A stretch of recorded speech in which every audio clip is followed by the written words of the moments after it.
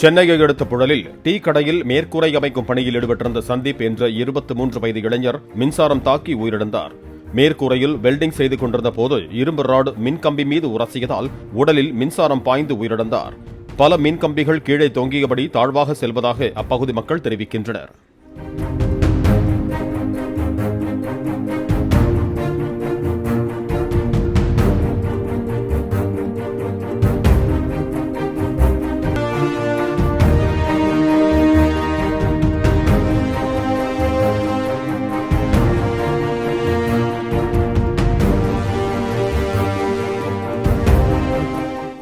Play store மற்றும் app ஸ்டோரில் இருந்து பாலிமர் செயலியை QR கோடு மூலம் பதிவிறக்கம் செய்யுங்கள்.